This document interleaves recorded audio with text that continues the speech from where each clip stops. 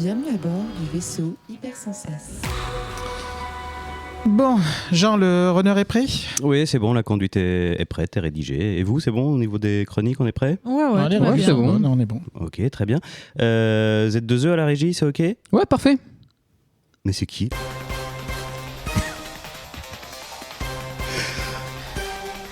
Bouya ! Bonsoir et bienvenue dans Regen Outcast. Le podcast bimensuel dans lequel l'inamovible Reagan accueille autour de lui différents présentateurs et chroniqueurs pour parler de comics. Non, trêve de plaisanterie pour ceux qui nous écouteraient pour la première fois. Vous êtes bien dans Comics Outcast, le podcast bimensuel sur les comics et leur multivers, diffusé sur les ondes du vaisseau Hypersensas. Mais c'est vrai que Reagan, ça fait quoi presque 2 ans que tu fais toutes les émissions ? 2 ans, non, on dépasse la première année. On arrive à la première année. Mais t'as fait un run complet là. Il y a eu juste un petit saut de chaos, mais sinon, effectivement, j'enchaîne, je confirme. En tout cas, de toute façon, c'est toujours un immense plaisir de partager une émission avec toi. Comment tu vas ? Écoute, ça va plutôt pas mal et le plaisir est bien sûr partagé. Tu lis des trucs en ce moment ? En ce moment, je viens de finir Criminal tome 2, l'intégrale. Encore un beau morceau, un beau pavé aussi d'ailleurs. Et je vais sûrement attaquer le JSA Chronicle qui vient de sortir chez Urban. Très bien. Et de quoi tu vas nous parler ce soir ? Ce soir, je vais vous parler d'une cité merveilleuse et resplendissante. Très bien. À côté de toi, nous avons Luxbox.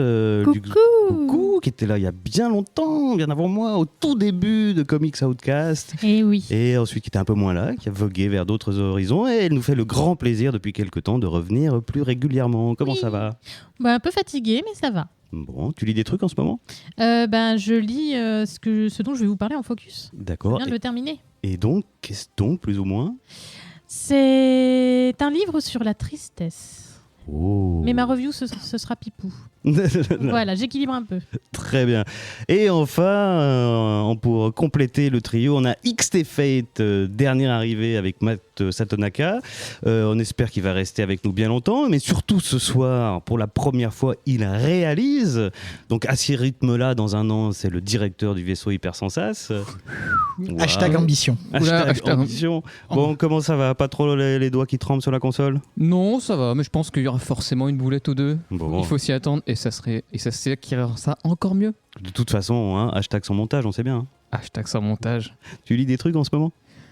Oui, qu'est-ce que j'ai lu ? Qu'est-ce que j'ai fini récemment ? Tiens, ça tombe bien, je ne me souviens même plus de ce que j'ai lu, c'est incroyable. Ça devait être super. Non, La si j'étais en pression. train de lire j'ai commencé la lecture du dernier omnibus de Panini de Captain America et je passe un bon moment pour le moment par Ed Brubaker. Très bien.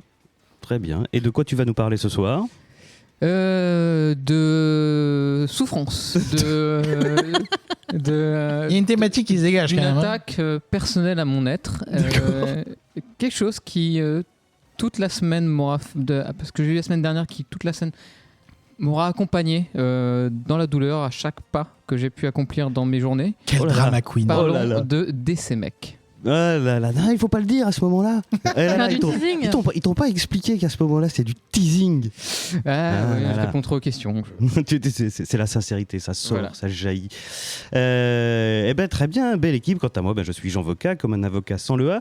Et c'est moi qui aurai le plaisir de vous guider ce soir le long de nos 3 rubriques, les reviews, le focus et le hors les bulles. Vous êtes prêts ? Yeah. Comics Outcast numéro 206, c'est parti !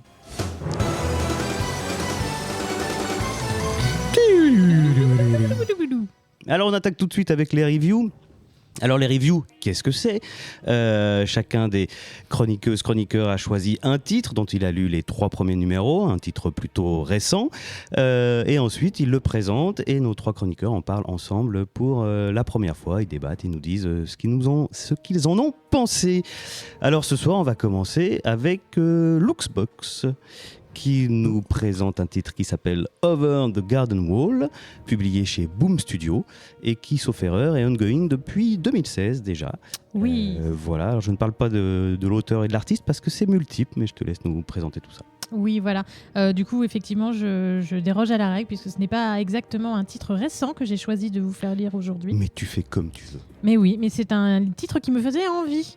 Donc je me suis dit, pourquoi ne pas en faire profiter mes petits camarades ? Alors, il faut déjà resituer. Over the Garden Wall, c'est un dessin animé. Enfin, oui, un dessin animé. Je sais jamais si on dit cours d'animation. Non, on dit on est dessin animé quand même. Ok, moi je dis dessin animé parce que j'ai 85 ans. Et c'est un dessin animé sorti en 2014, si je ne dis pas de bêtises, et qui a été créé par un type qui s'appelle Pat McHale. Et donc ça a tellement bien marché, c'est tellement mignon, ça a tellement trouvé son public qu'ils ont décidé d'en sortir des séries de comics. Alors, qu'est-ce que ça raconte ? Nous, j'ai choisi de faire lire le comics de 2016, qui est un point de départ et qui propose en fait 2 histoires. Vous avez en parallèle l'histoire de Greg, un petit garçon plutôt naïf et aventureux, qui est toujours accompagné de sa peluche de raton laveur trop mignonne et qui est tellement pimpant qu'un jour il va décider de suivre son crapaud dans une forêt qui se trouve être enchantée, et il va croiser des petits animaux, des petits êtres humanoïdes, on va dire, des lutins, des choses comme ça, voilà, tous plus allumés les uns que les autres et tous plus fantastiques les uns que les autres. Ça, c'est la partie 1. Chaque issue propose en fait une deuxième histoire en parallèle. Ça raconte l'histoire de Anna, qui est la fille du bûcheron dans le dessin animé. Petit spoiler, mais ça...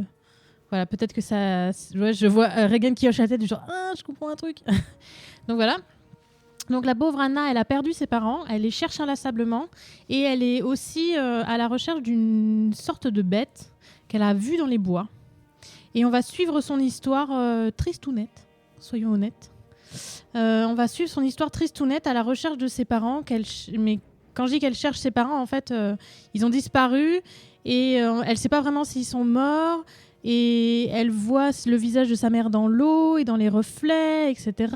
Donc c'est un peu chelou. Bref, on a une histoire complètement fantasque et très positive du côté de Gregory, et une histoire plutôt mélancolique du côté de Anna. Donc effectivement, c'est un titre multi-artiste. Voilà, multi-artiste. Donc l'histoire de Greg est écrite et illustrée par Jim Campbell, qui a la particularité d'être animateur sur la série animée. Et Anna, c'est écrit par Amalia Levin, j'arrive pas à me relire. Bref, et dessiné par Cara McGee. Voilà, le tout est chapeauté par le créateur de la série animée, donc on a quand même une sorte de grand patron derrière qui chapeaute tout et qui s'assure que tout est bien... Showrunner. Ouais, voilà, showrunner, c'est exactement ça. Voilà, au moins, voilà, comme ça reste fidèle à l'histoire du dessin animé. Et voilà. Sachant que certains comics s'inspirent du dessin animé, à ce que j'ai compris, et certains autres comics sont des histoires complètement originales. Voilà pour la présentation. Moi, j'ai trouvé ça mignon à souhait, même si l'histoire de Anna m'a un peu moins touchée. Enfin, non, c'est pas vrai. L'histoire de Anna m'a beaucoup émue parce que c'est tristounet et que j'aime bien les trucs tristounets. Mais j'ai préféré quand même l'histoire de Gregory, qui va dans la forêt, qui se retrouve avec un chat géant, qui se retrouve avec des petites taupes qui l'accueillent dans un tronc d'arbre. Bref, c'est complètement ma came et j'ai hâte de lire la suite. Voilà. Ça fait penser à Totoro, quand tu parles de chat, de chat géant et tout ça.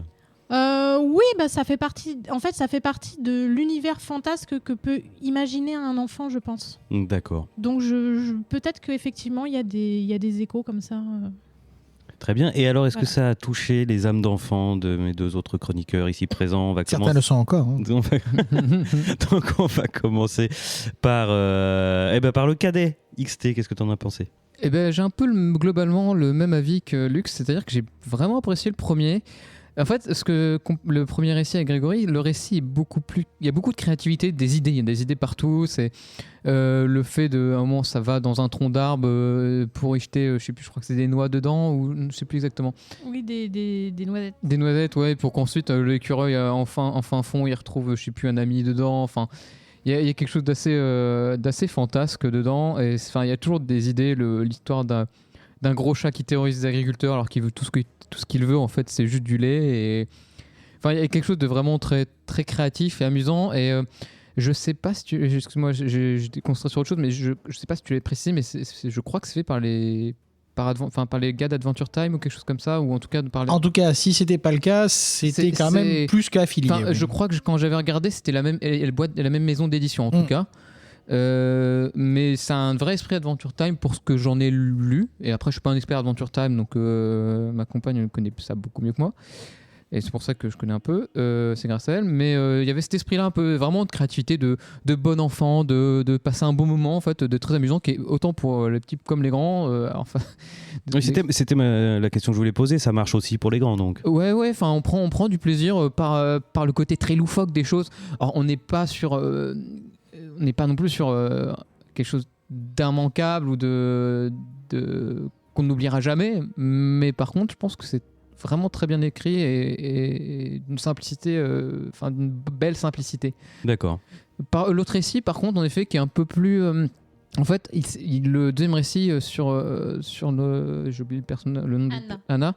Moi, j'ai trouvé beaucoup trop verbeux pour ce qu'il raconte. Parce que oui, c'est un peu plus dépressif d'une fille qui attend ses parents en fait fondamentalement, et on lit son journal en lisant son journal intime, mais en fait ça devient vite très long parce que malheureusement je trouve qu'il il écrit beaucoup pour ne rien dire. Il y a beaucoup de textes pour ne rien dire et qui ne font pas avancer quoi que ce soit et qui nous avancent pas plus sur la personnalité du personnage qu'on suit. Voilà. Donc petit plaisir pour la première partie. D'accord. Et second moins. D'accord. Regan, est-ce que ton âme d'enfant a vibré? La fameuse. C'était sympathique. Par contre, déjà, le point qui m'a le plus gêné, entre guillemets, on a vraiment l'impression de débarquer au milieu de quelque chose. C'est-à-dire que tu sens que l'univers est déjà établi, tu sens que les personnages sont censés déjà être connus. Alors, est-ce que c'est parce qu'on a lu celui-ci en particulier ou est-ce que c'est pareil dans les autres tomes? Je ne sais pas. Mais je pense que c'est clairement un produit de... comment dirais-je? Produit dérivé? C'est un produit dérivé du dessin animé. Donc, je pense qu'ils se disent, bon, ben voilà, on connaît. D'ailleurs, pour la deuxième partie de l'histoire, avec la jeune demoiselle coincée, on sent qu'on arrive même au milieu de l'histoire. Enfin, moi, je trouve clairement, il s'est passé sans doute pas mal de choses avant. Et du coup, ça désoriente un petit peu au début, objectivement, surtout pour la deuxième partie.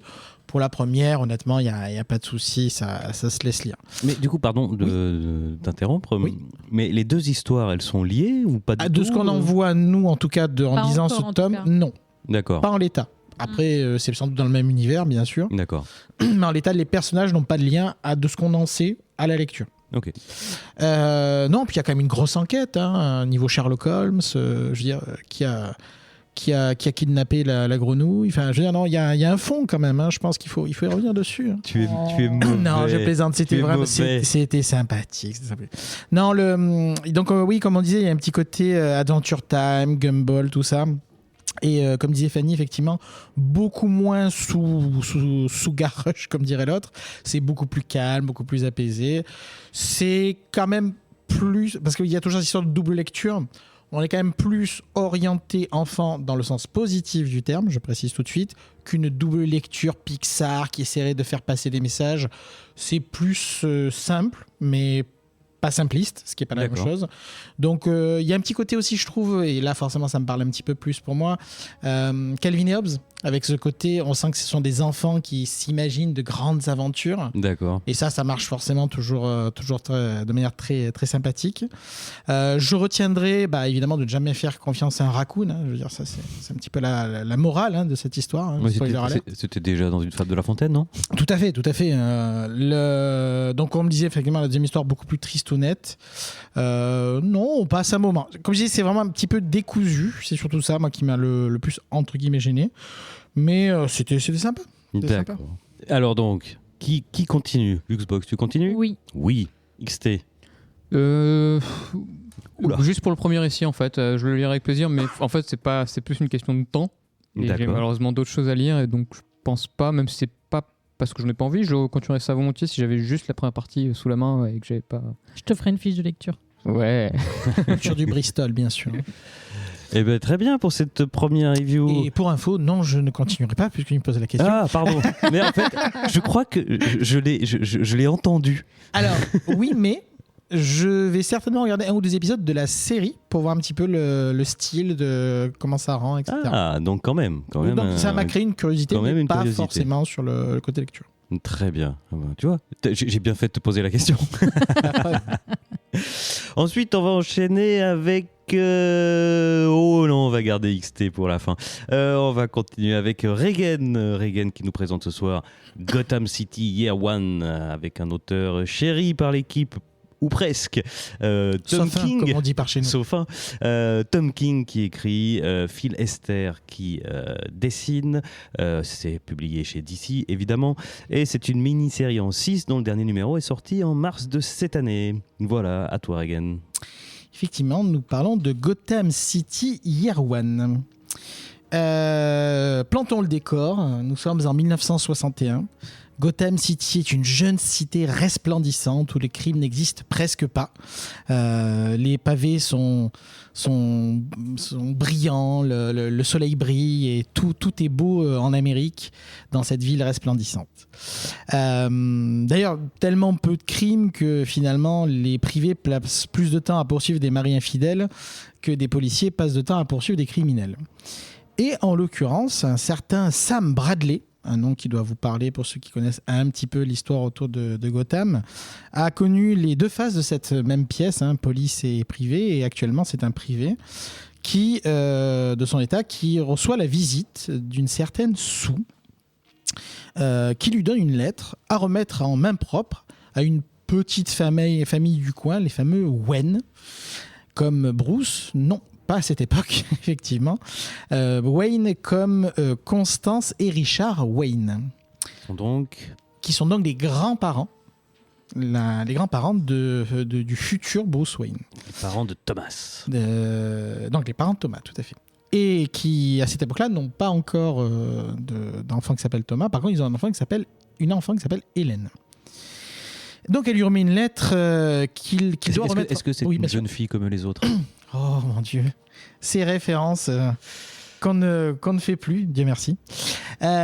Qui donc Sue, pour revenir au sujet, qui donne une lettre à Sam Bradley pour la remettre à la famille Wayne avec un joli petit pécule associé. Bon, écoute, un petit peu d'argent, on va pas cracher dessus, une mission simple. Pourquoi pas. Donc Sam va effectivement jouer le jeu et va aller à la rencontre des Wayne et a comme consigne par contre explicite de ne pas ouvrir la lettre, bien entendu, avant de la remettre. Il va donc remettre cette lettre en main propre à la famille Wayne et bien sûr, comme une bonne action ne reste jamais impunie, il va se faire passer à tabac, comme il se doit, à coup de qui es-tu, qui t'emploie, qu'est-ce que tu fous là ? Oui, quand même. Ah oui, quand même. Parce que effectivement, dans cette lettre, on apprend que la petite fille du couple, donc Hélène, a été kidnappée. Et c'est donc une lettre de demande de rançon que Sam Bradley a remis à l'issue de son plein gré à la famille Wayne, qui en plus, qui explique un peu le tabassage, qui parle dans la lettre de Sam Bradley en disant il faudra donner l'argent à Sam. Forcément, ça fait suspect, comme dirait l'autre. Ça fait des ordres. Ça fait des ordres. Et ça fait beaucoup d'ordres. Et du coup, suite à cet imbroglio, on voit donc cette lettre qui est signée d'un certain The Batman, en 2 mots. Ok. La coïncidence est cocasse, sachant qu'on est quand même pas mal d'années avant, ne serait-ce que l'ombre d'une chauve-souris plane sur cette ville dépravée telle que nous la connaissons. Donc, il se retrouve donc clairement impliqué dans cette histoire dont il se serait bien passé. Et un samedi après-midi normal, comme dirait l'autre, comme dit Tov dans le Discord. Et donc il va nous entraîner évidemment dans cette histoire pour essayer de comprendre qu'est-ce qui se passe, pourquoi il est impliqué, pourquoi les Wayne, qu'est-ce qu'on veut, est-ce que c'est vraiment une rançon, de quoi parle-t-on ? Et donc l'histoire va démarrer là-dessus et évidemment ça va s'étendre sur d'autres sujets puisque le but est de découvrir, comme son nom l'indique, Gotham City Year One, donc cette première année de Gotham City qui est tellement différente de ce qu'on connaît de Gotham, donc qui est très étrange. Et la première issue, parce que c'est quand même important, se conclut sur un Sam Bradley qui continue sa narration Et on shift et on voit en fait, c'est un Sam Bradley de nos jours qui raconte cette histoire à un certain encapuchonné dans une chambre d'hôpital. Donc, on ne sait pas encore pourquoi il raconte cette histoire, quel est le but de la manœuvre, mais on sent effectivement qu'il y a des liens qui se créent entre présent et passé. Oui.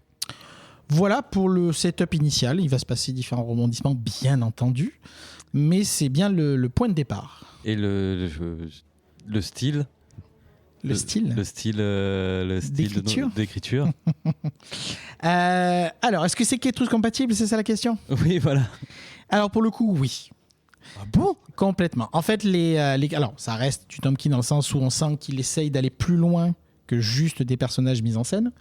Mais honnêtement, l'écriture est beaucoup plus proche d'un Brubaker, par exemple, sur le côté polar, etc. Il essaye vraiment de s'adapter au format, j'ai envie de dire, du polar. C'est-à-dire qu'il veut vraiment faire un vrai polar avec les codes qui vont avec. Et franchement, il se fond dans ce sujet-là. Ce qu'il a fait déjà un peu avec Rorschach. Et exactement, il a tendance à s'adapter plutôt au sujet plutôt qu'à imposer sa manière d'écrire à l'inverse. Mais bon, certains me diraient le contraire, mais je ne vais pas m'étendre là-dessus, bien sûr. On n'a pas le temps. N'est-ce pas? Donc c'est effectivement un polar, tout ce qu'il y a de plus classique. Mais c'est le setup qui va faire toute la différence parce que, comme vous avez fait attention, je ne me suis pas arrêté dessus, mais j'ai bien dit 1961. Aux États-Unis. Ça implique différentes situations et il y a d'ailleurs un bandeau explicatif, d'avertissement au début du comics pour dire que nous sommes dans une période où la ségrégation existe toujours. Mmh. Et ce sera un des sujets en filigrane, c'est pas le sujet principal, mais en filigrane de l'histoire, pour comprendre un petit peu les grandes dépressions. Parce que toi, t'as lu, j'imagine, t'as tout lu. Alors non, je me suis tenu aux 3 issues parce que ça va sortir en VF de toute façon, donc je l'attendrai à ce moment-là.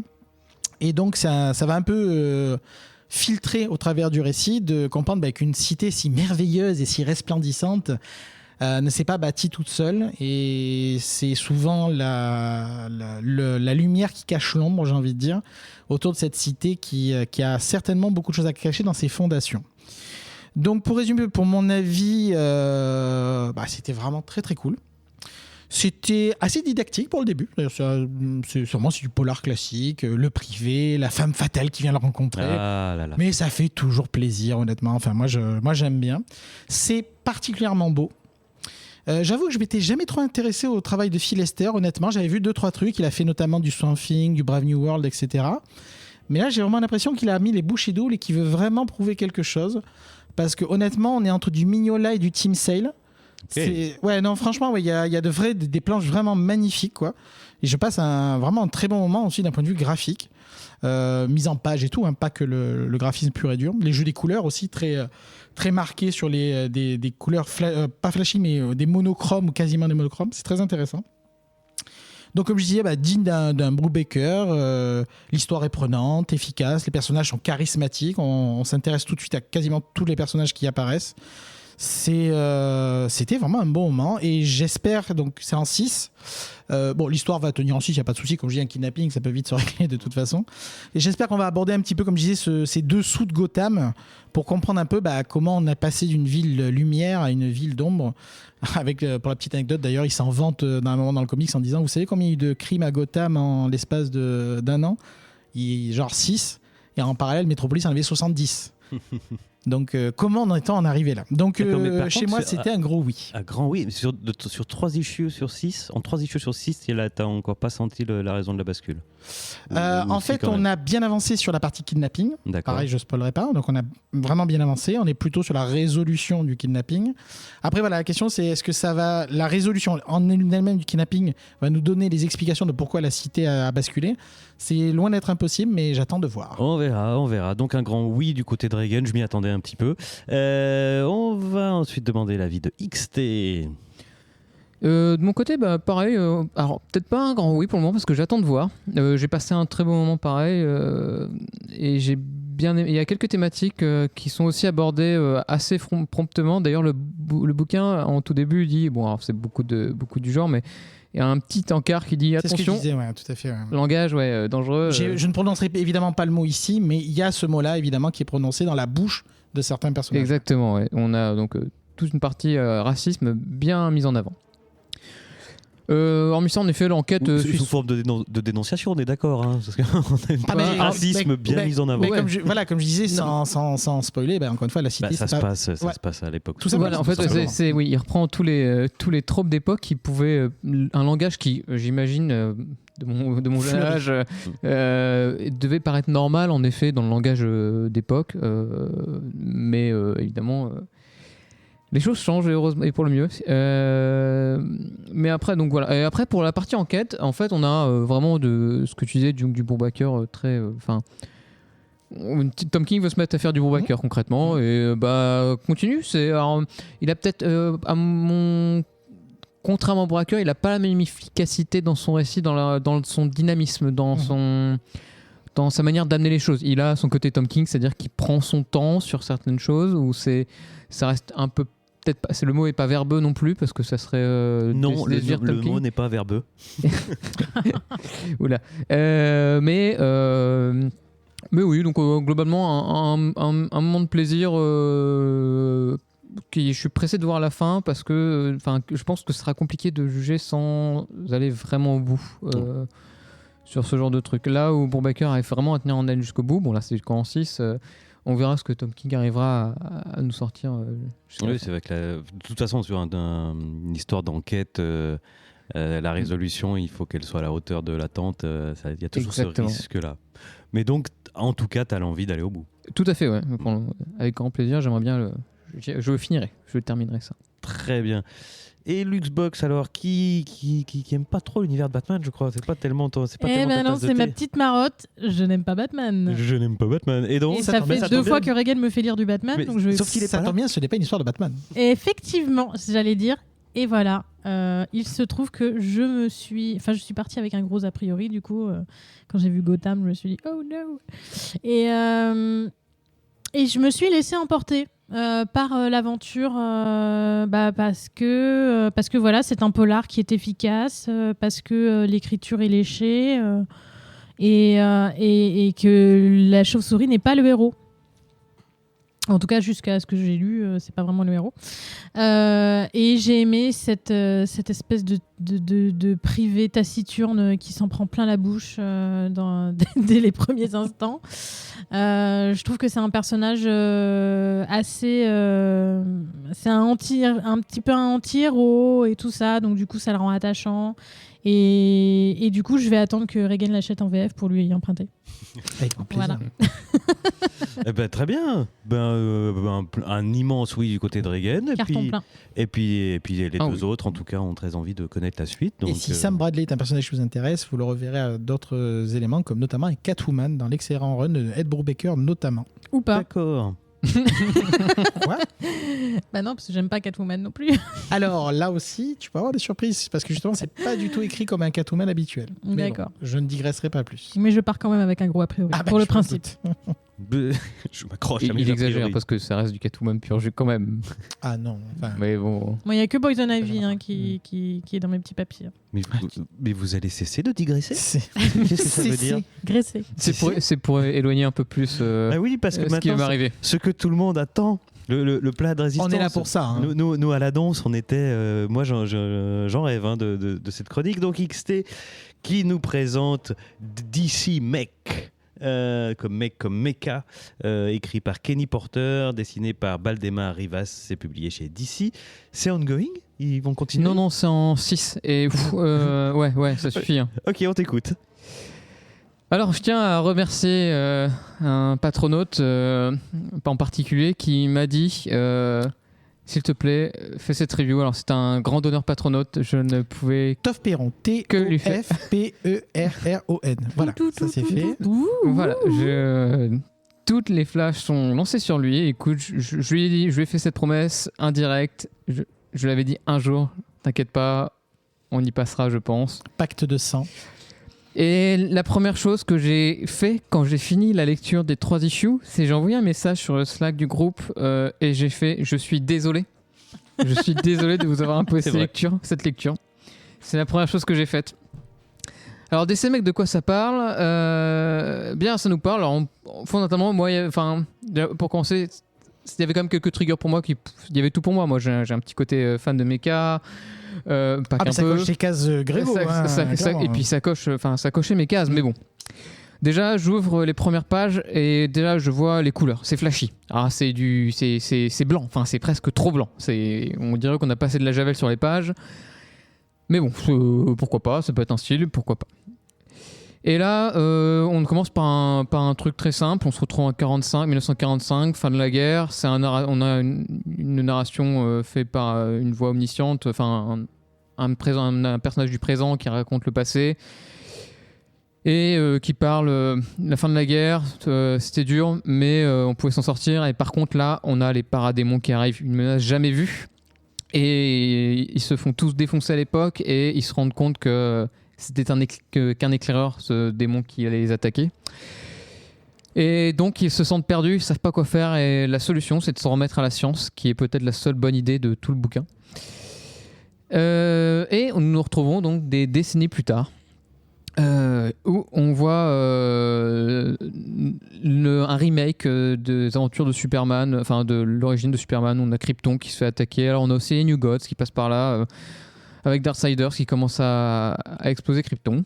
Bon, on reste sur des classiques, hein, mais on n'a pas des combats de Kryptoniens en eux-mêmes, on a des Kryptoniens dans des mechas.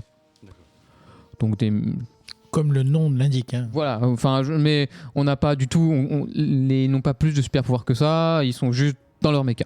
Donc les Kryptoniens, jusqu'à preuve du contraire, pour le moment, au bout de cette lecture, sur la première page, n'ont pas de particularité.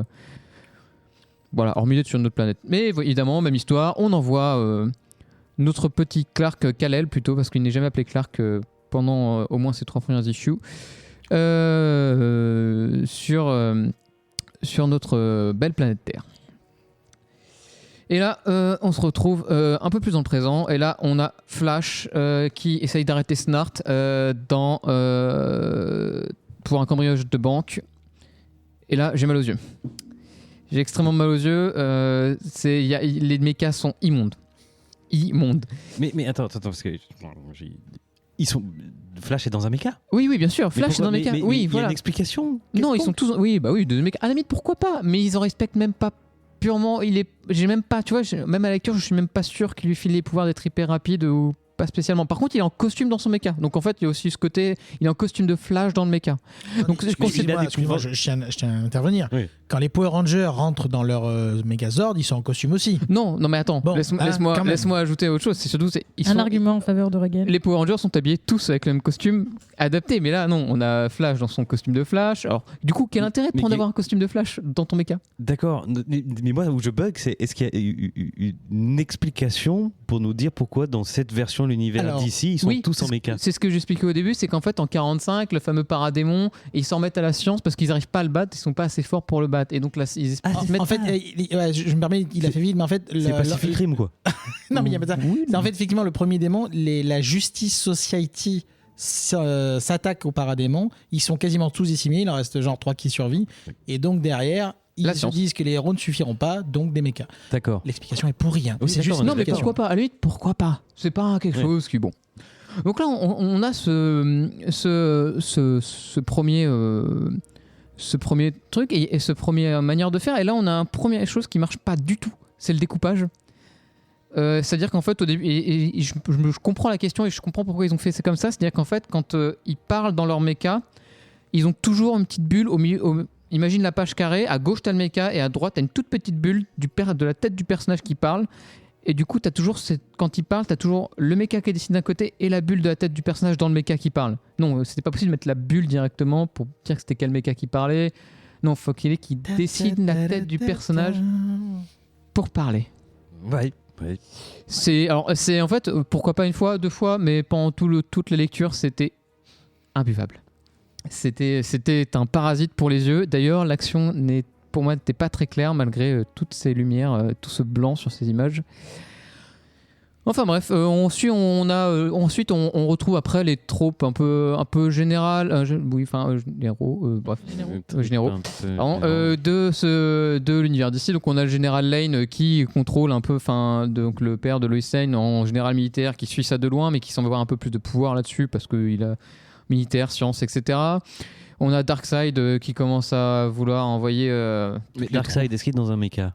Alors, oui, je crois qu'il y est. J'ai un doute maintenant, mais tu me fous le doute, mais je crois que oui. Non, parce que déjà, parce qu'en fait, donc là, on a les Kryptoniens qui sont dans des mechas et les Terriens qui sont dans aussi des mechas. Oui, voilà. Mais il n'y a pas de lien. Non, il n'y a pas de lien. Par contre, et les mechas se ressemblent. Et en plus, voilà, on est dans DC Mech, donc on met des mechas. Ça va même loin parce que quand il dit par exemple au début quand Snart attaque une banque et que le Flash les attaque, Snart lui-même est aussi dans un mecha. Oui, bien sûr. Oui, tout ce que je décris, c'est pas dans le mecha. Mais pourquoi pas sur le concept bien? Mais sauf qu'en fait, aucun mecha n'a une particularité spéciale. Et là, en fait, fin de première issue, on a Kal-El qui arrive et qui va aider Flash et Batman et Batman, parce qu'il y a aussi Batman qui arrive. Dans un mecha. Dans un méca. Et parce qu'ils s'en sortent pas contre Snart, et c'est Kal-El qui arrive à leur filer un coup de main, et il se trouve qu'en fait, eux ils se disent mais c'est qui ce mec-là? Et du coup Batman commence à mettre en joue Kal-El, la rivalité commence à démarrer. Comme d'hab, voilà. Et là, on a un jeune Kal-El qui fait mais pourquoi? Alors que Kal-El, lui, il est vraiment tout blanc. C'est-à-dire que quand la Javel, lui, le costume, et le mecha. Je me permets. Et les deux. Mais la Javel est passée par là, c'est magnifique.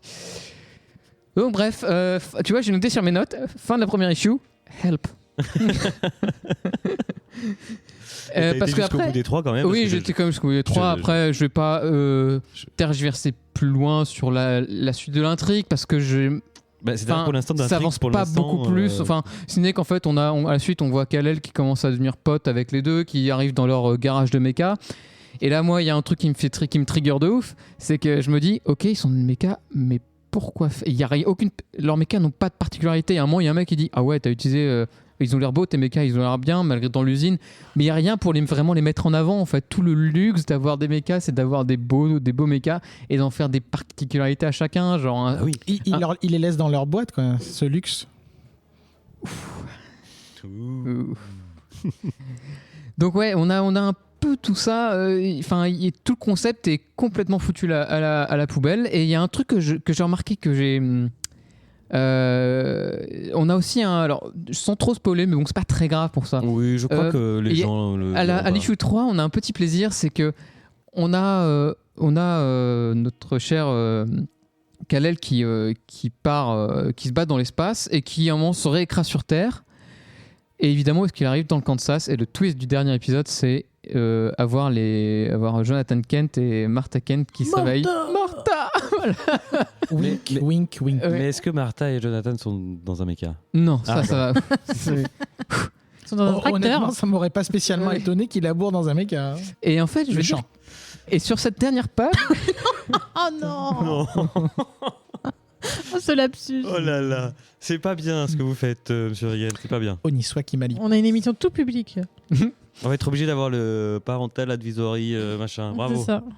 Donc. Attends, je tiens quand même à finir. Oui. La dernière note de cette issue 3 qui m'a marqué, qui m'a mis à terre concrètement. La dernière phrase, les derniers mots de cette issue sont DC Comics proudly presents DC Mech. Et quand je me dis, putain, si t'es fier de présenter ça, moi je suis bien plus fier de te montrer mes capacités à faire la vaisselle ou à plier mon linge si tu veux, mais quel désastre. Vaisselle outcast. Ouais. Donc en fait, pour en revenir un peu plus sur une critique globale du truc, c'est qu'en fait, on comprend la folie, tout ça, c'est qu'ils ont essayé de faire quelque chose en essayant de grappiller un public sur des concepts qui n'ont pas du tout compris ce qui en fait leur attrait. Les mécas n'ont pas l'air du tout, il n'y a pas du tout le sentiment d'immensité à côté d'eux, le design est générique au possible, on n'a aucune différence entre les différents entre celui de Flash et celui de Batman, les différences sont minimes. Il y a une logique globale, mais ça marche pas, quoi. Et il y a pas, le méca est juste là pour être un méca, il n'y a pas de logique d'aliénation pure au méca. Les cockpits, ils ont voulu faire comme dans Evangelion, mais ça marche pas du tout parce que ça marche vraiment pas. Tu les vois là-dedans, mais tu comprends pas pourquoi ni comment ils manipulent leur truc vraiment. Et c'est l'abysse du vide. Enfin, c'est l'abysse du vide. Ouais, c'est l'abysse du vide. Écoute, oui. Je veux dire, en fait, il y a un truc qui est aussi bête, c'est t'as des héros, tu les mets dans des mechas, mais pas besoin de t'appeler Batman pour être dans un mecha, pas besoin de t'appeler Superman pour être dans un mecha. C'est même pas justifié, ça. Ça capitalise juste sur le nom de la licence. On aurait pu mettre n'importe quel nom, on aurait eu le même pitch nul et tu mets une super licence pour faire marcher ça et puis ça marche. Eh ben, exactement ce qu'ils ont fait. Donc ouais, on dirait On dirait une œuvre de fan de mecha, de mecha et de Super Cible qu'un adolescent aurait rêvé d'écrire. Mais tu vois, ce truc que moi, je pense que moi, j'aurais pu écrire ça. Mais je me serais déjà rendu compte à 14 ans que c'était nul à Yesh. Je l'aurais déjà, même à cet âge-là, j'aurais signé Alan Smithy ce truc-là. Oh là là, ils nous ont rendu fous, XT. Donc bon, cette lecture, c'était vraiment très long et je m'excuse encore une dernière fois auprès de mes chers collègues à qui j'ai dû imposer ça, qui seront peut-être moins salés que moi, très probablement. Mais moi, tous mes choix, tous mes signaux de cœur ont été battus, Bafoué. cravachés, bafoués. J'ai envie de dire, mais qu'arrive-t-il à Oh. Donnez-moi une douche, je veux faire une douche pour mon cerveau, me laver les yeux, je veux oublier ça. Bon, alors pendant que XT va se laver les yeux, Luxbox, qu'est-ce que tu en as pensé? Eh ben écoutez, j'ai menti. Je ne suis pas allée au bout. J'en ai lu un issue et demi.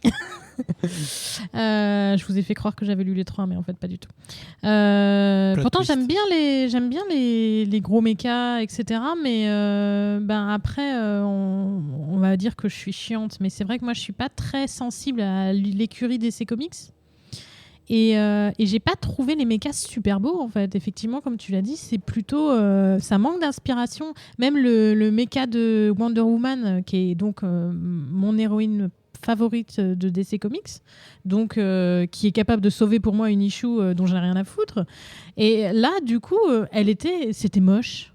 Ça n'avait aucun intérêt visuel et du coup j'ai été hyper déçue. Et effectivement il y a ce sentiment qu'ils se foutent sur la tronche pour le plaisir de se foutre sur la tronche et de dessiner des robots qui se tapent en fait. Mais effectivement il n'y a aucun intérêt derrière, donc comme ça racontait rien à mes yeux et que j'ai pas trouvé ça joli et que j'étais à la bourre, j'ai préféré lire le truc sur Batman. C'est vous dire à quel point j'en avais marre. Mais ce qui est clair, c'est qu'en tout cas, depuis tout à l'heure, on en parle, on n'a pas eu le sentiment d'une once de début d'histoire. Donc, mais Wonder Woman, donc, elle est dans un mecha, mais pareil, moi, c'est pourquoi En plus, c'est cool parce que... Enfin, c'est cool, tu vois, il y a un truc cool. Son mecha a une épée et un bouclier, Ouais. et elle est à l'intérieur du cockpit et elle a une épée et un bouclier en hologramme, entre guillemets, tu vois. Mhm. Donc ça à la limite c'était cool. Ouais. Mais sinon l'extérieur est vraiment moche. Mais son costume ressemble à un espèce de gladiateur hyper générique. Oui, Y a ça pas- ressemble c'est à rien pas- de spécial. Ouais, ça Elle a ressemble même même pas à Wonder Woman, ouais. voilà, elle a même pas son, je sais pas, la bannière étoilée, le machin, le bidule, le truc chouette, j'en sais rien, ou une armure, une belle armure bien badass et tout. Non, déçu. Ça fera des joies parmi nos acheteurs de figues. Un jour. Ouais, s'ils sortent des figues. Alors, oui, parce que s'ils sont moches, ils sortiront peut-être même pas les filles. Ouais. Donc, un désastre, une impossibilité d'aller au bout. Et Regen Oh, c'était plutôt sympa. Va. Alors, blague à part, je suis certainement le moins salé des trois. Wow. D'abord, moi, au niveau du dessin, je parle pas des designs. Au niveau du dessin, je trouve ça très joli. Je trouve que le dessinateur est plutôt très bon. Je trouve les colos plutôt intéressantes. Donc, comme quoi, les goûts et les couleurs, toujours. Par contre, le chara-design des mechas est effectivement ou random ou pas très intéressant de toute façon. Mais en même temps, est-ce que vous attendiez quelque chose de plus que de la bagarre au final? C'était un petit peu le pitch de départ.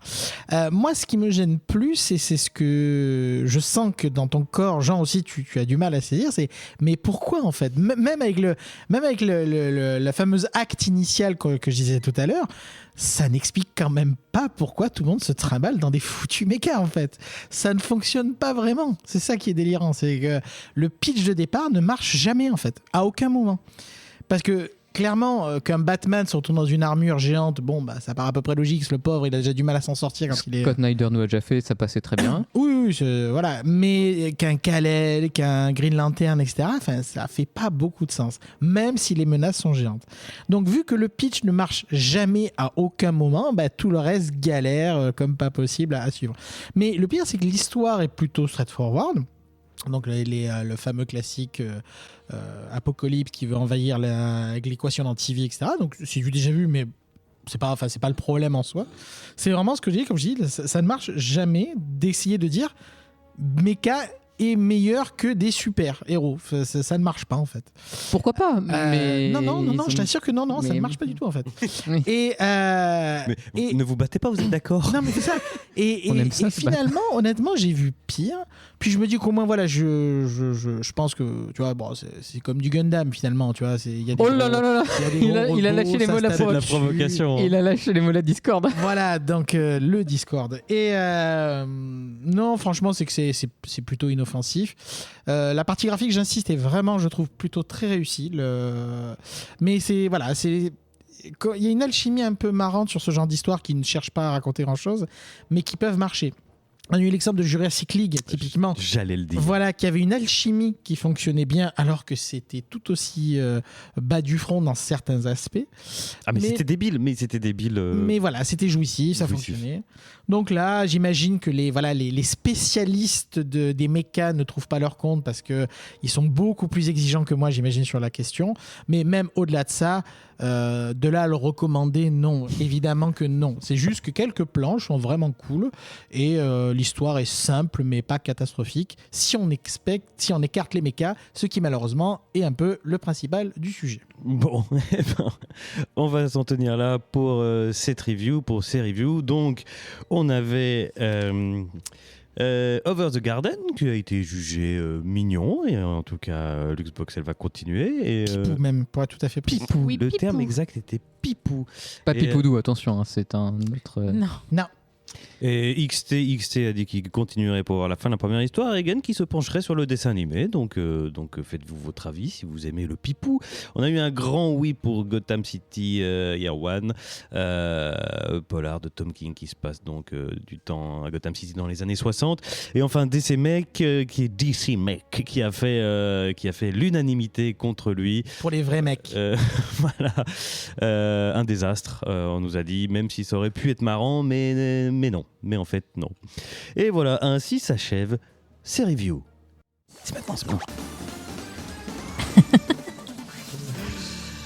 Alors, bon, écoutez, si vous aimez les histoires Pipou, si vous aimez les histoires qui se passent à Gotham City quand Batman est là, mais aussi quand Batman n'est pas là, si vous aimez les mechas, même si on comprend pas pourquoi il y a des mechas dans cette foutue histoire, enfin si tout ça, eh bien vous pouvez nous suivre sur les réseaux sociaux, Twitter @comicsoutcast, de la news, des vannes, sur Facebook dans le Boya, oh là là ça va mal, sur Facebook dans le Bouya Comics Club, que j'ai un petit peu déserté ces derniers temps, je vais revenir.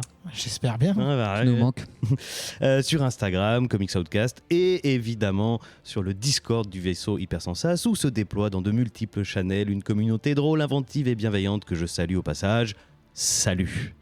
Il est temps de passer à la deuxième partie de cette émission, le focus.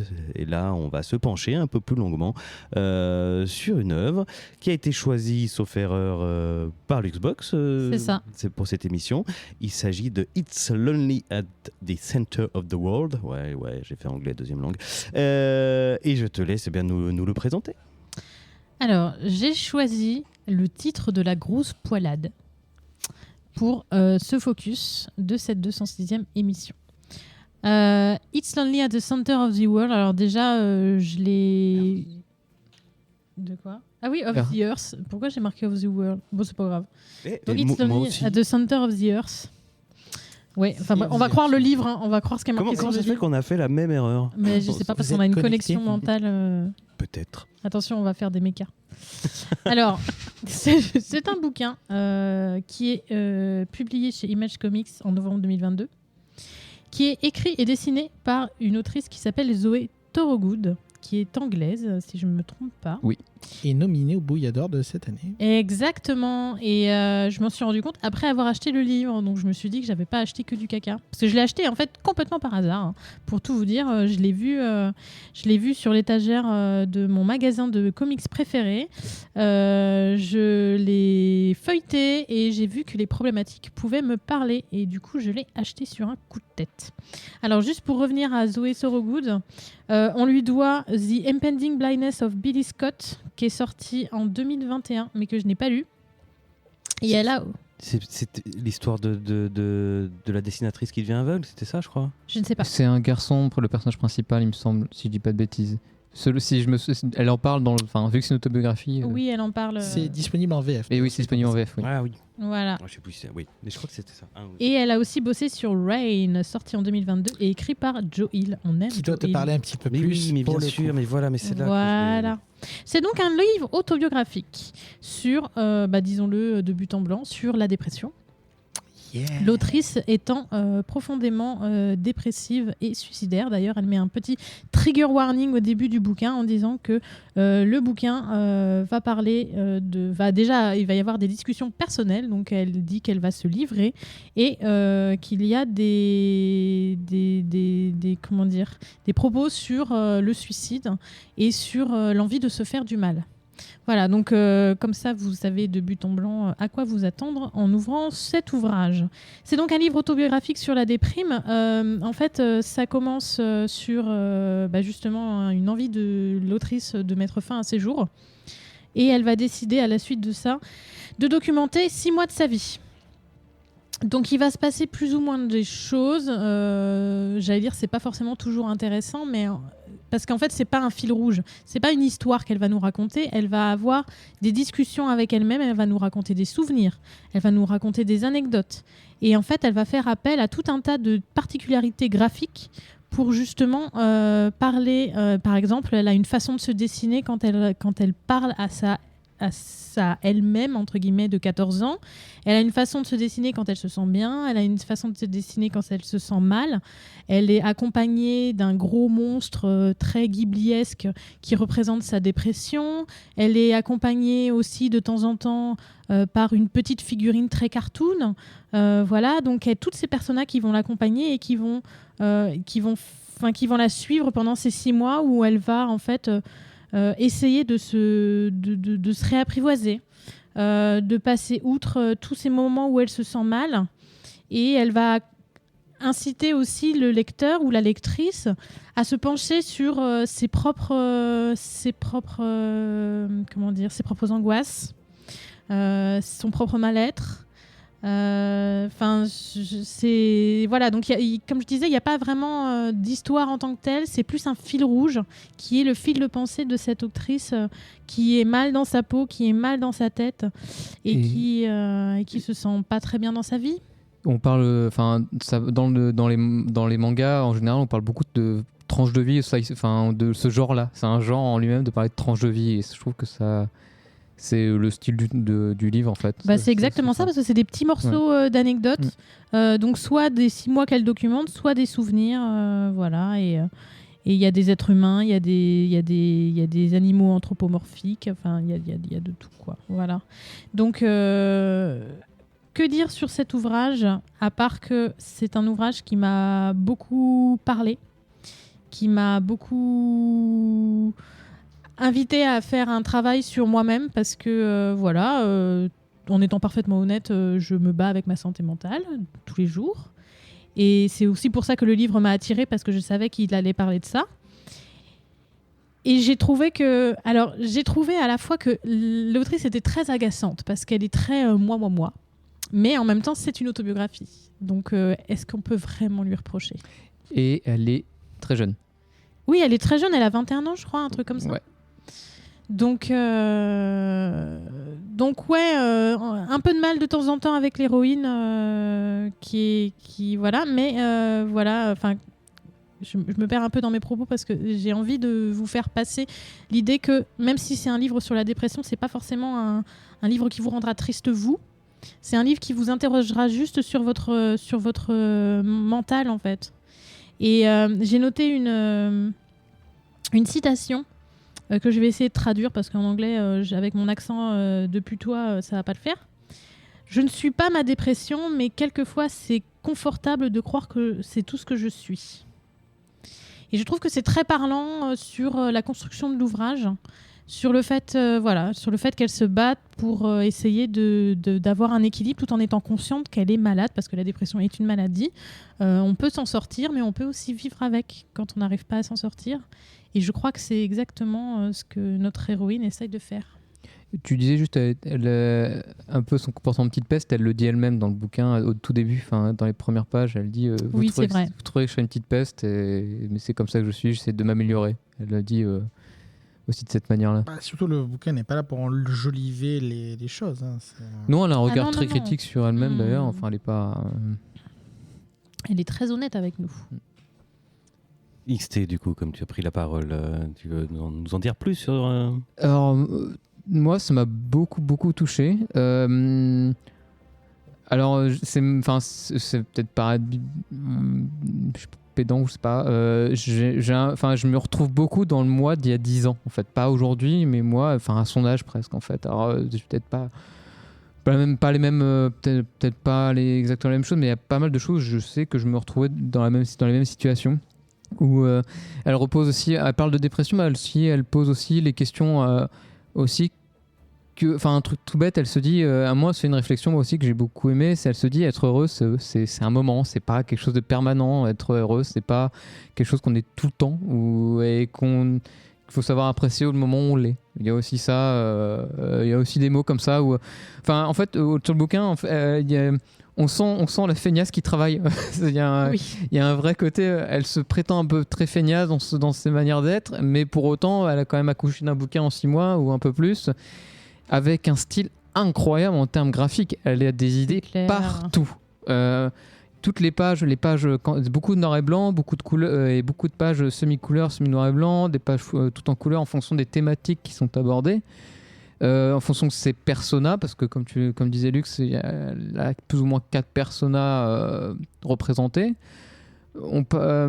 Les différentes aventures qu'elle peut avoir, amoureuses, amitié, etc., c'est des choses que moi j'ai déjà vu des amis vivre des histoires aussi comme ça, un peu abracadabrantes, abracadabrantes, non c'est pas abracadabrant, mais aussi d'autant de désillusions qu'elle a pu rencontrer, ce genre de choses. Il y a quelque chose de très humain là-dedans et qu'on peut tous en retirer quelque chose. Et ne serait-ce que, et comme disait Luc, c'est pas un livre qui va vous faire déprimer ou quoi que ce soit. Reagan fait un mouif, mais en fait, je trouve d'une infinie positivité vers la fin, en fait. Je la vois vraiment de très positif à la fin, dans le sens elle va se dire ok, c'est comme ça, mais je me battrai pour. Il y a une forme de. Elle le dit pas comme ça, mais on sent qu'elle se laissera pas faire à rester comme ça, qu'elle fait le choix de vouloir être heureuse, et elle le dit elle-même, avec des attention grandes guillemets, hein, mais elle veut se battre pour aller bien, pour que ça aille le mieux possible, et pas se laisser, comme elle dit, de temps en temps, elle se complaît dans sa dépression aussi, elle dit que et ça lui va bien, et de temps en temps, elle aimerait aussi en sortir, mais c'est pas comme Luc le dit, ça reste une maladie, et de toute façon, et on n'en fait pas ce qu'on veut, mais c'est quelque chose. On sent, elle le dit pas clairement, mais on sent qu'il y a ce sentiment de se battre contre ça. D'accord. Moi, je sais pas si vous l'avez ressenti de la même manière, mais. J'ai pas vraiment ressenti la fin de la même manière. Je l'ai vue moins lumineuse que ça à la fin, objectivement. De mon sentiment. Alors, c'est pas je dis pas que c'est positif non plus, mais. Oui, mais tu vois, tu dis, elle va forcément se battre, etc. Tout le long du bouquin, par exemple, ce qu'elle répète, c'est qu'elle l'écrit au fur et à mesure, et elle sait pas si ce bouquin sortira vraiment un jour au complet. Elle sait pas si elle sera là le jour où ce bouquin sortira. C'est pas c'est foutu, clairement, c'est pas le sujet du bouquin, hein, mais elle sait que ça sera non plus inversement jamais gagné de base. Il n'y a pas de victoire définitive, c'est-à-dire qu'il n'y a pas de bonheur définitif, mais il n'y a pas de victoire définitive non plus. En tout cas, elle peut pas l'imaginer au moment où elle l'écrit, en tout cas. Ce que j'ai trouvé vraiment intéressant, d'abord, évidemment, de mon côté, c'est effectivement très touchant, c'est très, très, très, très réussi. C'est quand même un exercice délicat, parce que tu te mets à nu, littéralement. C'est, comme on dit, une vraie autobiographie sur tous les aspects que peut avoir une biographie dans ces moments-là, quand tu prends sur une période aussi longue. Il y a toujours le risque du voyeurisme aussi. Ça me peut mettre un petit peu mal à l'aise de voir les doutes. Surtout que, comme l'a dit Lux, l'ouverture est très claire. C'est que on ouvre sur un moment de faiblesse absolue. Le plus gros moment de faiblesse qu'on peut avoir dans une vie. Et comme démarrage, il faut quand même s'accrocher, quoi. Mais c'est pour autant, mais ça fonctionne. C'est-à-dire que déjà, comme je disais, il y a le risque du voyeurisme, mais là pour le coup c'est pas le cas, ça fonctionne. Un point que j'ai trouvé intéressant aussi, c'est elle essaye, alors encore une fois, elle est pas là pour faire du didactique, elle n'est pas là pour expliquer les choses, elle dit ce qu'elle ressent avant toute chose, mais elle parle vraiment aussi de la notion que, encore une fois, je sais que on est en 2023, on ne devrait pas avoir à le préciser, mais la dépression n'a pas de fondement évident, concret, genre j'ai perdu mon boulot, donc je suis donc je suis dépressif. C'est pas comme ça que ça marche. Le fameux tu as tout pour être heureux, c'est pas comme ça que ça marche. Et elle prend le temps de le dire, de le redire, de leur expliquer. C'est pas le succès qui évite d'être dépressif, c'est pas l'amour qui évite d'être dépressif. Malheureusement, il y a même une partie chimique. Le cerveau, des fois, malheureusement, il fait un peu ce qu'il veut. On essaye de faire avec des médicaments d'ailleurs. Et cette partie-là est plutôt bien abordée. Donc c'est très intéressant pour ceux qui n'auraient pas forcément de connaissances ou voudraient approfondir ce sujet-là. Et c'est important de le rappeler parce qu'effectivement, comme nous tous, je pense, voilà, moi, pareil, j'ai un ami qui est dépressif, un réel dépressif.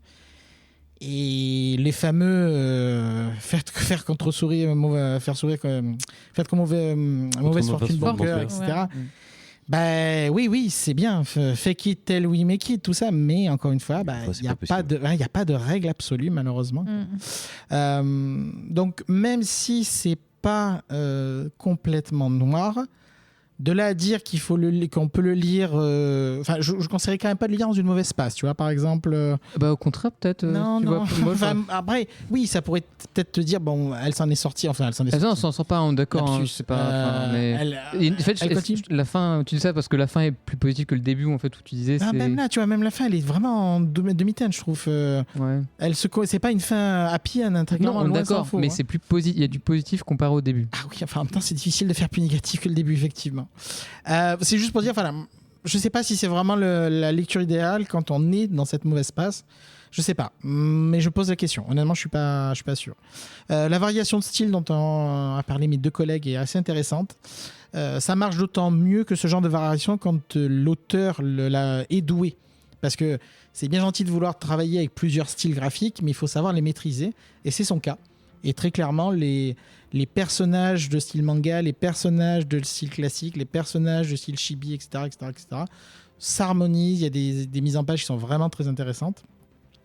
Tout le bouquin est forcément, de par nature, très, très méta, dans le bon sens du terme. Donc, elle joue avec les pages, elle joue avec le lecteur, elle joue avec elle-même dans ses pages. C'était vraiment très réussi, effectivement, d'où le succès critique qu'elle a eu. De toute façon, elle a eu beaucoup de prix et autres de retours positifs dessus. Et c'est vraiment intéressant, mais c'est si particulier, quoi. Comme je disais, c'est difficile à recommander. Je sais pas, j'ai vraiment passé un très bon moment, ça c'est sûr, mais c'est dur quand même comme lecture. Objectivement, c'est quand même dur. Oui, c'est pas évident. D'accord. En tout cas, moi, vous m'avez donné envie de le lire. Vous m'avez intrigué, vous m'avez... Allez, c'est d'une infinie humanité. Enfin, je trouve quelque chose de très humain. En effet, comme tu dis, elle se met vraiment le côté se mettre à nu et, et pas galvauder quand tu le disais. Et pour autant, il y a... Enfin, je sais pas, peut-être pas... Non, il n'y a pas tellement de pudeur, c'est pas ça, mais il y a... Enfin, elle dit, j'arrive pas à trouver les mots, mais en tout cas, c'était extrêmement touchant dans tous les, en tout cas, quoi. Moi, je recommanderais quand même à beaucoup de monde. Non, recommander, oui, c'est juste pour dire, voilà, c'est particulier, quoi. Oui, c'est particulier. Ouais. Mais vraiment, j'en remets une couche sur les dessins, par contre. Enfin, le côté artistique est vraiment. Ça peut dérouter aussi, quand même. Hyper créatif. Oui, en effet. Mais la narration d'elle-même déjà déroute par elle-même, donc le dessin va avec, quoi. Mais les idées de mise en page de comment elle veut représenter sa dépression, cette espèce de grand monstre un peu ghibliesque qui part. En fait, on le voit un moment partir et revenir il y a une page qui marque, en fait, c'est... il y a une petite période où, en fait, on la voit sans ce monstre-là pendant une petite période du bouquin. Et à un moment, il revient, mais genre au galop. Et en fait, elle le monte sur un truc, c'est genre... Il y a une pleine page, une page complète où on a les deux fenêtres et on a les deux yeux de la dépression qui arrivent, qui fait sur ces deux fenêtres, les deux yeux qui arrivent et elle qui est au milieu qui va la bouffer, quoi. Enfin, on a le sentiment que c'est parti pour la bouffer. Enfin, ça, c'est hyper. Ça prend, quoi. Enfin, à ce moment-là, il fait. Enfin, il y a cette attaque. Enfin, il y a un vrai coup, quoi. Vu le sujet, vous vous en doutez, je pense un petit peu, mais évidemment, ça parle aussi du syndrome de l'imposteur. Bien évidemment, Oui. j'ai envie de dire. C'est presque évident vu le sujet. Mais oui, ça parle aussi de ça. Et Elle est très drôle aussi. Pardon, c'est très très drôle. Ah aussi. oui, c'est. Faut pas oublier, il y a plein de moments d'humour. Oui, il y a des mouvements vraiment de balancier Ouais. d'un extrême à l'autre, hein, très clairement. Et c'est c'est très drôle, sans rire, ironiquement, quoi. Enfin, il y a vraiment quelque chose pour te faire rigoler. Toujours dans tous ces moments de tristesse. Enfin, c'est pas le mot tristesse, mais de dépression, quoi. Concrètement, voilà. Il y a toujours un petit mot qui va dire, qui va balancer une petite blague pour faire rire ou quelque chose qui va une façon de revisiter la situation dans laquelle elle est, un peu la rendre un peu en dérision certaines choses. Et ça sent que elle sait jouer là-dessus, quoi. Et pour info, c'est bien prévu en VF, mais on n'a pas encore beaucoup plus d'infos pour l'instant. Chez qui? Aucune idée, Ah, aucune mais c'est prévu. C'est prévu. Tu as des infos par la bande. Eh bien, bien. Bien, merci. Merci beaucoup pour ce focus. Luxbox, est-ce que tu veux conclure Bah écoute, lisez-le. Ouais, moi je dirais lisez-le, ça va vous apprendre des choses sur vous-même et sur les gens qui sont pas bien dans leur tête.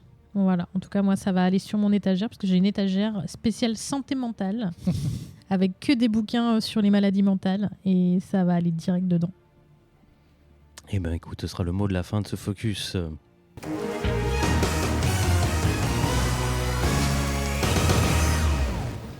Eh bien, on va passer à notre dernière partie, le hors les bulles. Mais avant ça, c'est l'heure de la réclame, mes amis. Connaissez-vous le Patreon? Le Patreon est une plateforme de micro-dons sur laquelle vous pouvez donner ce que vous souhaitez pour nous soutenir, pour acheter du matériel, payer le loyer du vaisseau ou toutes sortes de dépenses qui permettent d'améliorer les émissions, d'organiser des événements, comme par exemple dernièrement il y a eu la 200e, les bouilladors. Donc voilà, si vous aimez Comics Outcast et les autres émissions du vaisseau Hypersensas, n'hésitez pas à participer sur patreon.com/vaisseau Hypersensas. Et puis de toute façon, même si vous n'en avez pas l'envie ou pas les moyens, nous, des bisous et des étoiles sur les sites de référencement, ça nous va très bien aussi.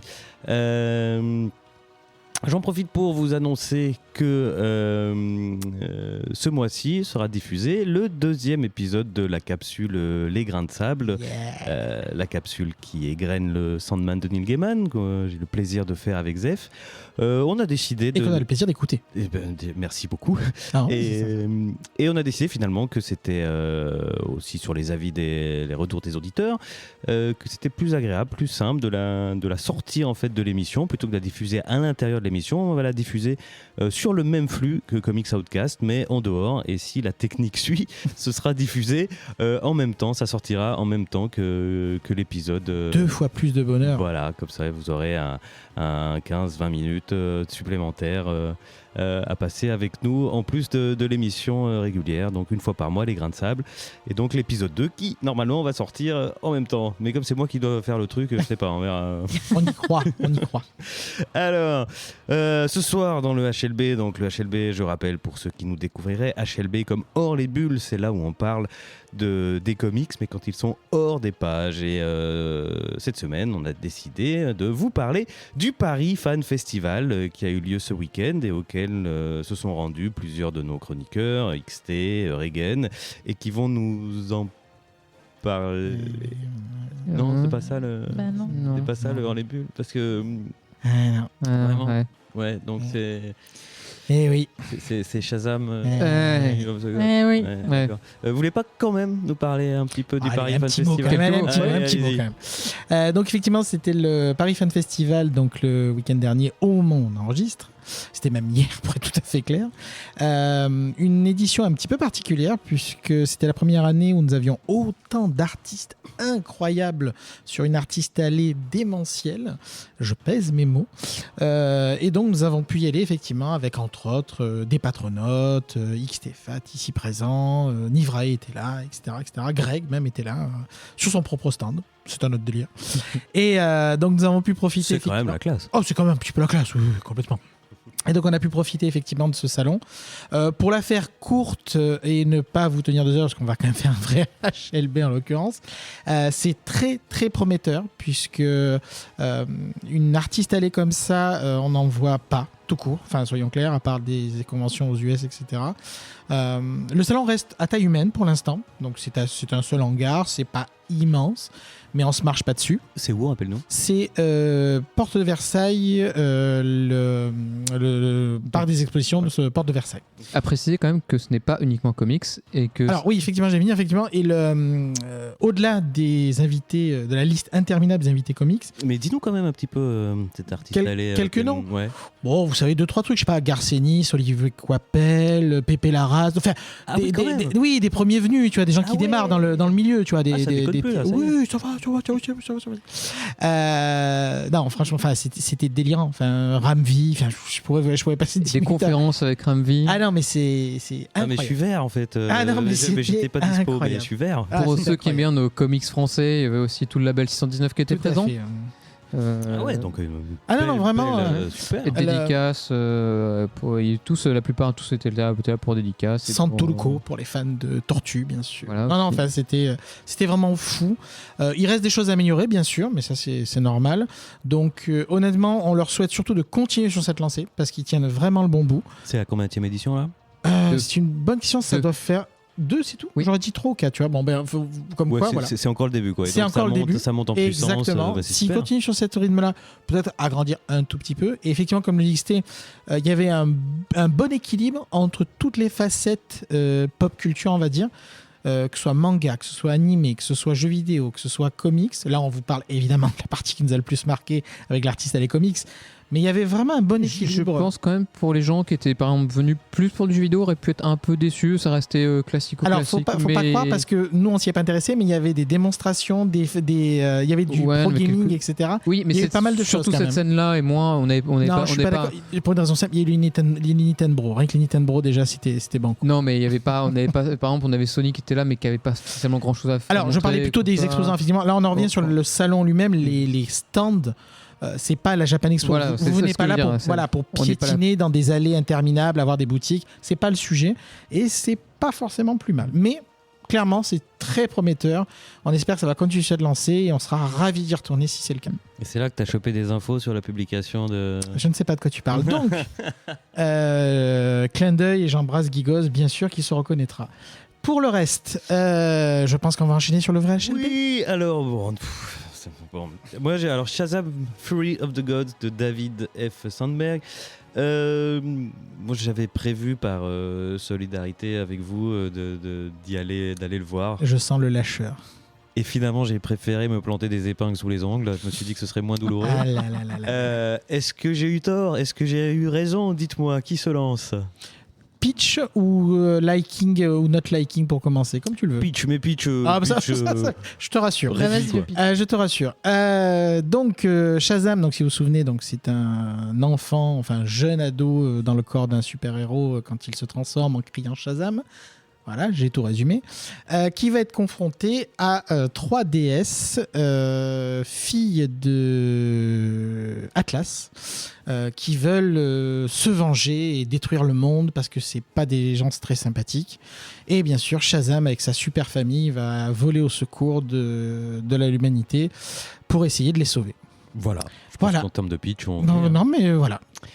Eh bien, écoutez, feu à volonté. Qui commence? Alors, je propose juste en quelques mots Vas-y. l'avis avant de rentrer Ouais, dans les détails. voilà, on va faire un tour. Vous dites chacun juste une phrase et puis après, celui qui me fait le plus marrer, il commencera.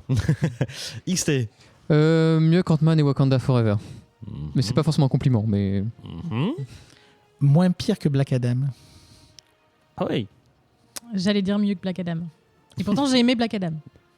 Ah là là. Et bien, on va commencer par la team en rapport avec Black Adam. Alors, Luxbox.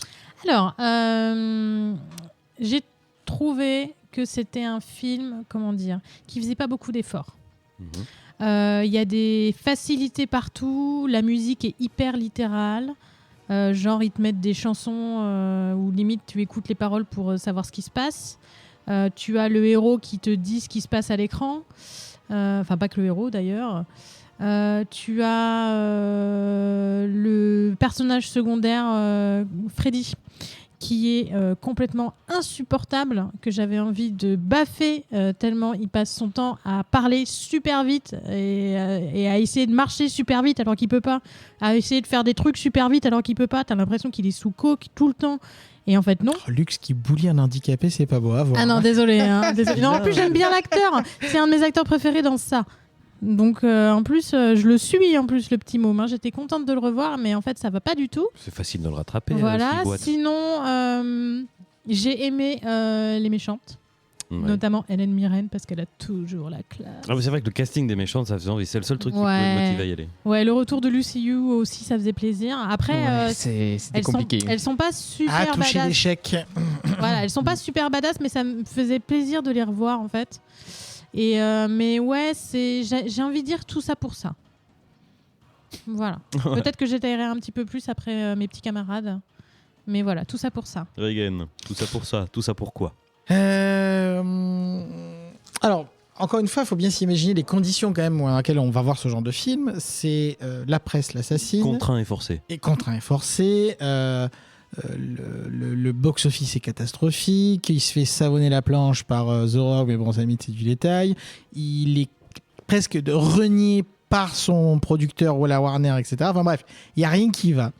Donc, contrairement à d'autres films où tu dis, bon, il y a quand même un petit espoir. Et en plus, c'est un reliquat d'un certain DCU qu'on veut voir mourir et enterrer enfin par pitié, s'il vous plaît. Et pourtant, du coup, avec tout ça, on se dit, bon, ben, je m'attends au pire. Et l'avantage quand on s'attend au pire, c'est qu'un film médiocre va finalement dire, bon, bah au moins, c'est moins pire, quoi. Et c'est un peu le sentiment. C'est-à-dire qu'il y a 1 milliard de choses à dire de ce qui ne va pas, très clairement. Mais vu que c'est basique, déjà vu, déjà fait, mais fonctionnel, c'est-à-dire l'histoire, le méchant, le gentil, le rebondissement, enfin, tu connais déjà le scénario, bah, finalement, j'ai vu pire. J'ai vu bien pire. J'ai vu bien pire. Sur une échelle de Morbius. Ah ben voilà, typiquement, Morbius, à ce côté, je crois que je suis génial. Non, tu l'es pas en fait. Là, il y croit même pas. De toute façon, le film, il croit pas vraiment à ce qu'il veut raconter. En quelques mots, il y a tellement de choses oubliables. Le plus gros point faible, c'est sa durée. C'est trop long. C'était immensément. C'est 2h20. Ça n'en finissait pas. C'est là qu'on regarde qu'en fait, il fait 1h30. Ah non, mais c'est ça. C'est le ressenti. Je crois qu'il fait 1h50, non? Ouais, je pense qu'il fait 2 heures, mais c'était interminable. Et du coup, Ressenti 3h30. C'est inoffensif, c'est pas très intéressant, c'est déjà vu, déjà fait. Soit dit en passant, c'est pas dégueulasse, je trouvais ça moi pas vilain globalement, c'était même des scènes plutôt réussies visuellement. Mais Lucy Liu par exemple, elle est là pour cachetonner, elle prend son billet, elle s'en va. Enfin, on n'y croit pas vraiment globalement. La sauce prend jamais vraiment, même s'il y a 1 ou 2 idées sympathiques. Et je pense que le plus gênant pour moi, ça a été la fameuse blague de l'enfant dans le corps d'un adulte super-héros. Ça marche 1 fois, ça marche 2 fois.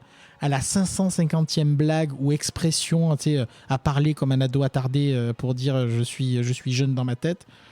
Mais surtout qu'il commence à être grand, Mais Lily, là. Et c'est ça. Parce Et que tu as mis le doigt dessus. C'était déjà le problème dans le premier film. Et c'est ça, c'est que là, il est censé avoir 18 ans ou 17 ans. Enfin, en gros, il arrive sur sa majorité.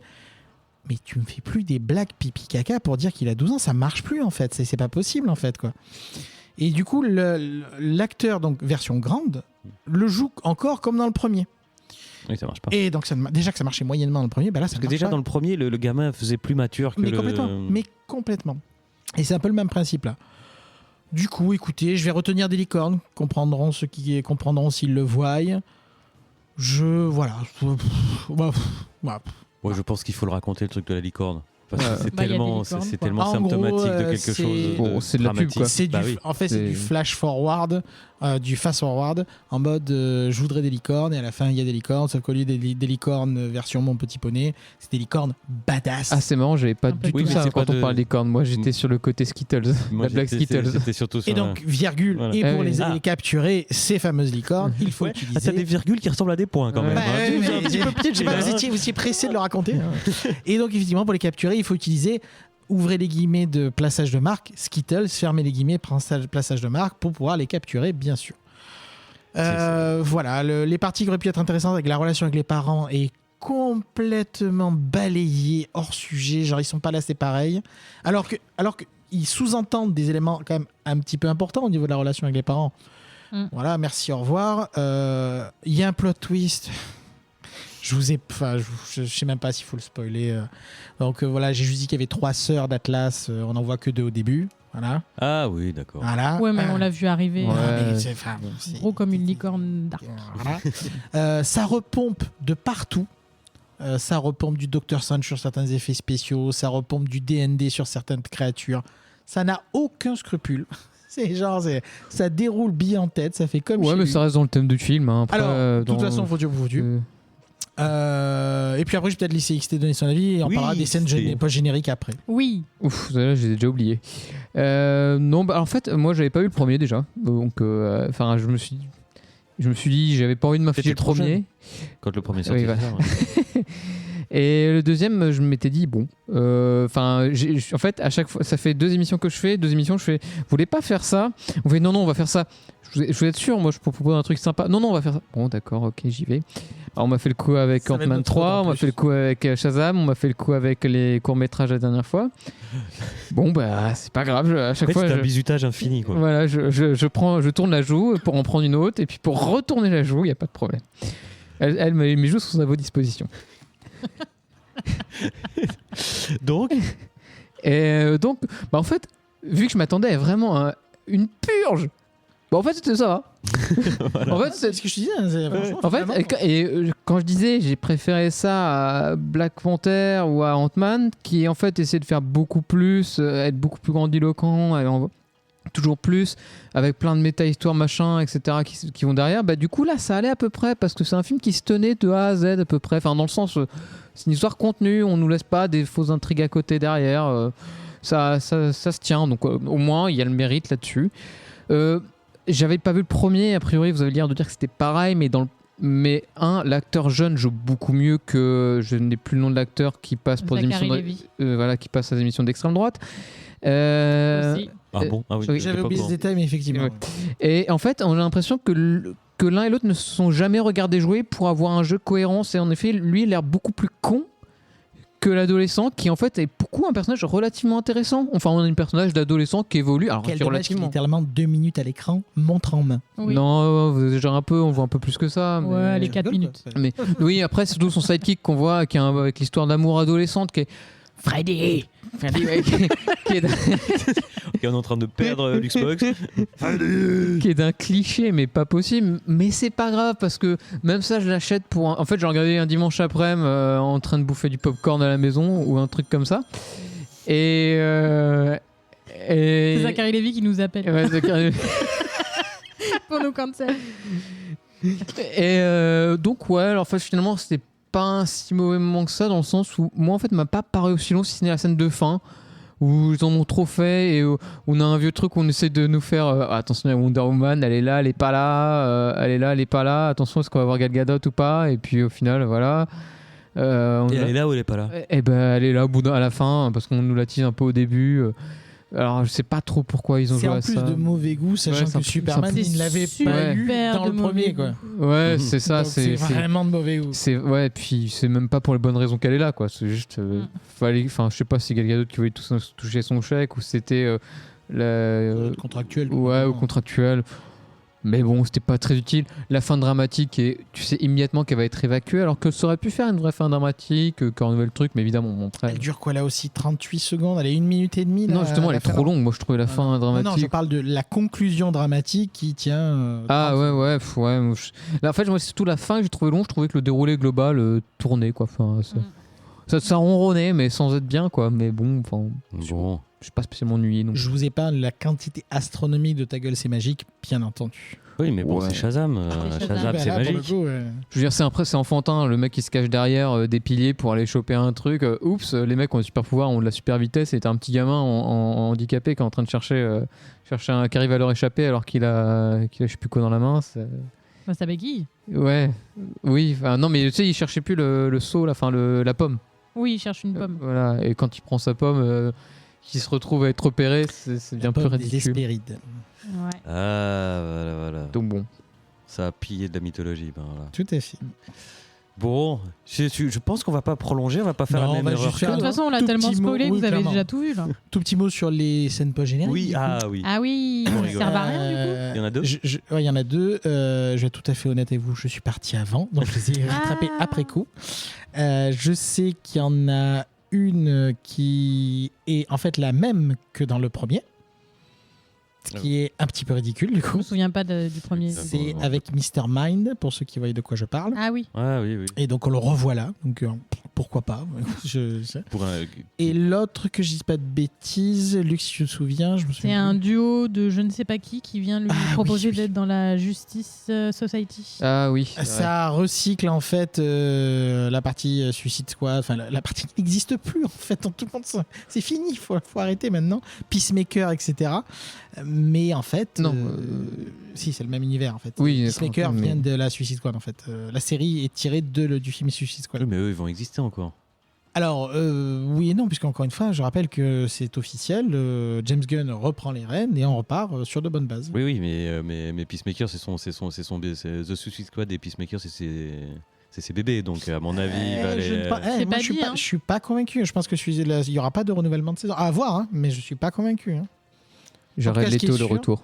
C'est quoi là, vivement Flash, non pas pour le film, hein, mais bien sûr pour passer officiellement à autre chose. Je Si, vous vivement préviens, Flash s'il y a- pour Michael Keaton, enfin. S'il y a s'il Flash vous en hors plaît. les bulles, je ne fais pas le comics Outcast. Oh, ça menace direct. Non, mais pareil, je me désiste. De toute façon, J'en ai marre de me faire de- bully sur la De toute façon, partie. Ketrus et moi, on a audiovisuelle. déjà dit qu'on voulait absolument C'est vrai, faire le... c'est vrai. Je Donc, préfère me le faire les hors les Gardiens bulles sur 3 Flash. que Flash. Non, non, alors sur Moi, de Flash, toute façon, j'ai déjà piécé un certain film avec une certaine toile de web. Je n'en dirai pas plus. Ah oui, mais celui-là aussi, je vais les piécer les deux. Ça, c'est fait. Bon, merci beaucoup à vous trois.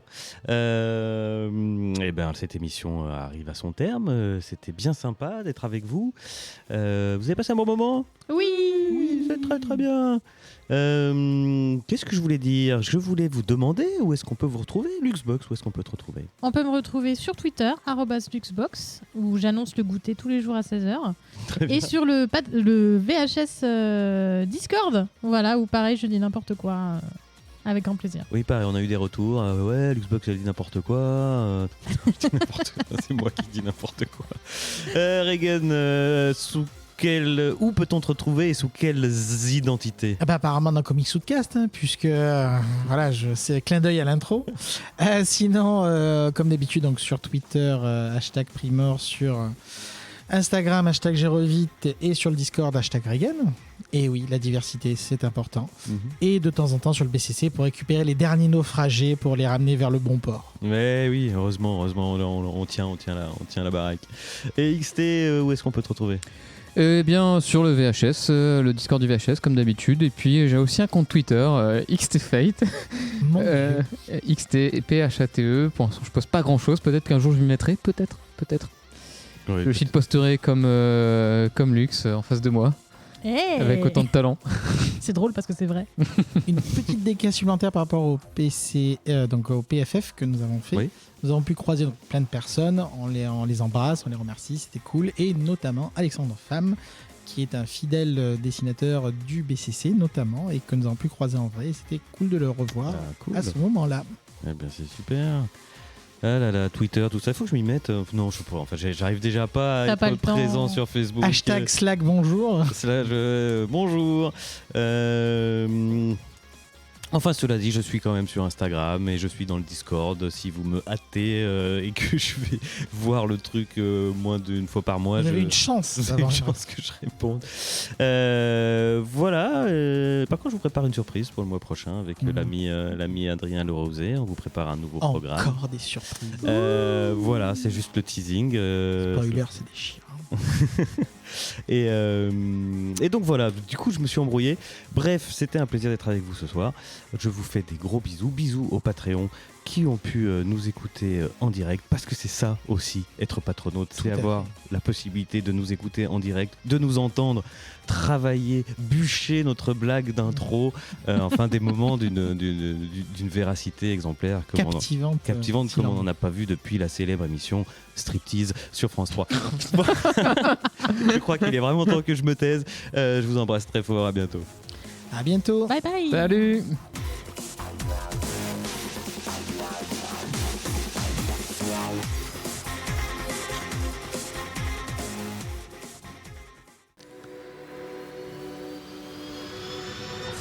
de transmission.